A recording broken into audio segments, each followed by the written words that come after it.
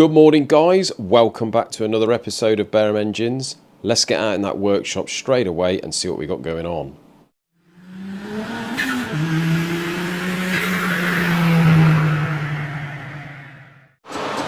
Right, just facing this Cosworth block here. This is for Pete's normally aspirated one. We've seen him put the lines in. I just thought I would get this on camera. Not that it's unusual facing a block, but we've basically, you can see now where it's cleaned up either end of the block, but you see where it's dipped down in the middle here, but especially what I wanted to show you was where it is raised around the bolt holes. So that is typical of a Cosworth block, obviously where it pulls up around the bolt holes eventually because of high boost applications, and that is the exact reason why eventually it will maybe crack through there. But obviously being normally aspirated, it should be fine, but we can't long stud these 205 blocks anyway. So yeah, that is a typical trait of these Cosworth blocks over time, where it pulls up around the threads for the bolt holes, and that's why on the 200 blocks we drill them through and do it in the base of the block. But yeah, very interesting. And when you give it a lick over, you can see to the extent of it where it pulls up really, and obviously and sinks down in the middle here, so that's where it will blow a gasket eventually. But this cut here should clean it, then we can get this one home. Right, so I'm just finishing off the Cosworth here, about to put the sump on, and you can see I've got the green sealer. That's an anaerobic sealer, I do believe, as people pointed out in the comments. Now the good thing about this sealer is you put it on very thinly, and when it's open to oxygen it doesn't go off, it doesn't go hard, so if it goes inside the engine it just sort of washes into the oil really. So it's not like silicone. You can see it's a four-wheel drive obviously, so there's no sump gasket, not like the two-wheel drive, so you've still got the end seals.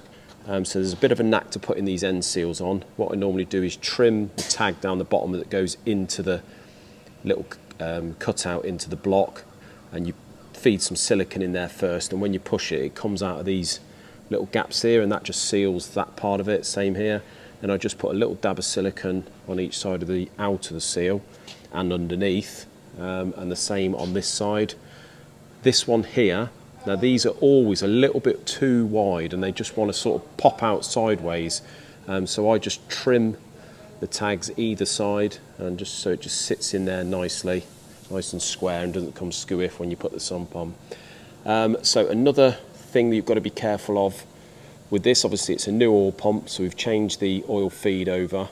You've got to make sure you get the gasket on correctly on the two-wheel drives, because you can have it either way, and if you put it around the wrong way, it can almost a third of it can block the hole. So there's that. Also on the feed pipe that feeds the oil jets, there is a little O-ring that sits inside the pump body, which you've got to make sure you have in there. And secondly, when you are running the ARP bolts, these ARP bolts are a little bit taller than the original, so you have to, when you fit the pump, you've got to make sure that the pump sits down square, like I said before, because it's a bit of a crap design. You've got two bolts at the back of the pump, but none at the front, so you've got to be careful that when you put this pipe on, it doesn't hold the pump off the block. So I always just make sure down there that it's sitting flat on the block before you do the pickup pipe up. And then, because these bolts sit taller, what I have to do, or what I do, is put a little dink in the pickup pipe here just to get clearance on the bolt, because that runs very, very close. And I've had it before where it's that close. When you put the sump on, especially on the two-wheel drives, it can push this pipe in very slightly, and then you get it sounds like a big end gun when you fire it up. So I normally just put a little relief there, just press it in, and then you've got like a mil and a half clearance there. And the same here, you've got to be careful that that isn't too close. So you've got about a mil of clearance there. But apart from that, we'll get that sump on now, get it all tightened up, and you'll notice when we come back in the morning, it will still be wet on the outside, so we just wipe that off.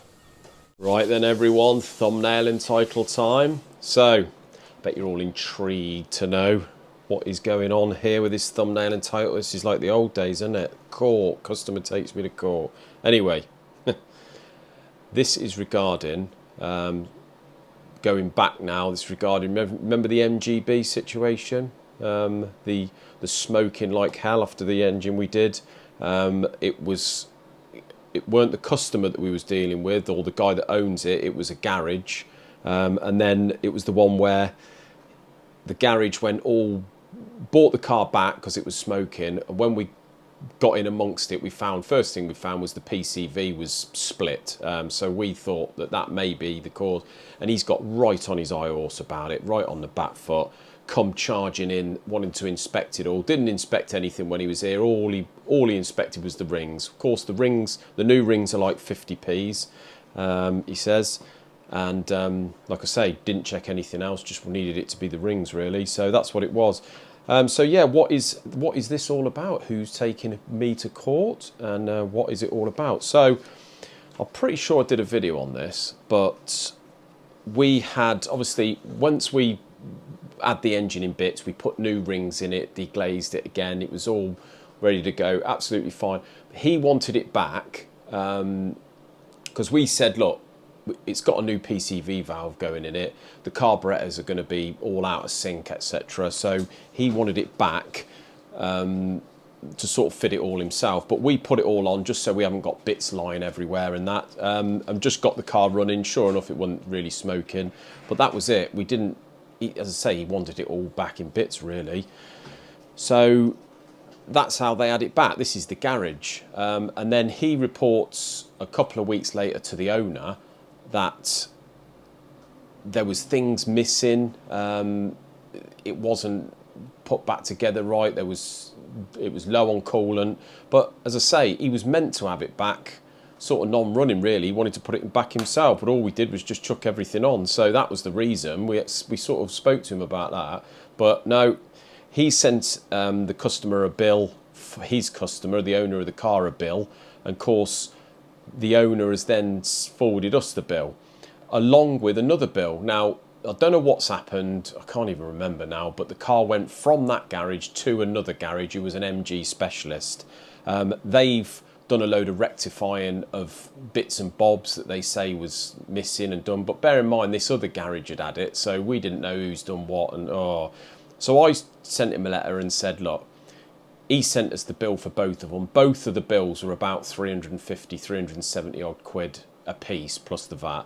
I said, listen, we'll pay the MG specialist bill, but we're not going to pay the first bill, with all due respect. The reason is because you're trying to charge us for things, they're trying to charge us for things that they knew damn well that they would have the car back with bits loose and just thrown on, because that's how they wanted it.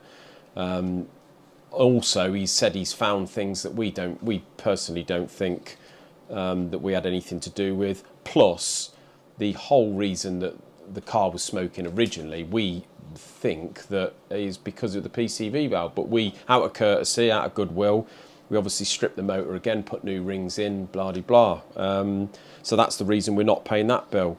So we have just, I mean, time's gone by now. We're talking about 3 months, something like that. We paid the MG specialist bill, but we've just had another letter off the owner of the vehicle saying they're still getting pestered by the first garage for the outstanding invoice.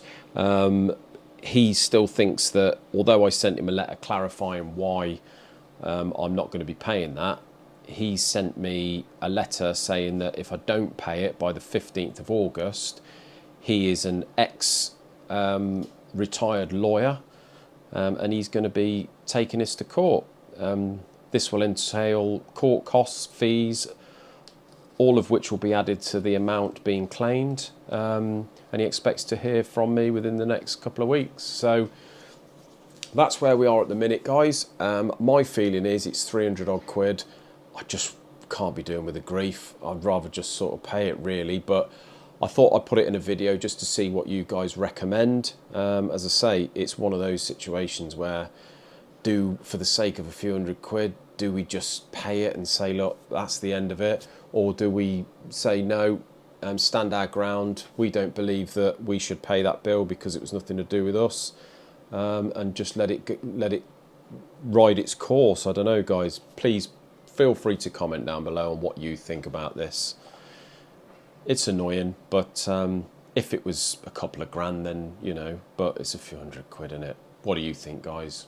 Right, so let's have a little run around the workshop and see what's going on, what's changed. So over on the pallet over there, the one on the left is the Golf R engine, the one on the right is the Cosworth. We put the Sump on yesterday, so that is all ready to go back to the customer, which has been picked up tomorrow. So now that means we've got an available engine stand. So what we're going to be doing is probably cracking on with the normally aspirated. The block is over here that we have put the ductile iron liners in, and we have bored that to standard bore size, and we've got a set of pistons on the way. Now, I did say to you that we have got a set of pistons here. We bought a set. They're brand new, but they come without rings, which we had to supply.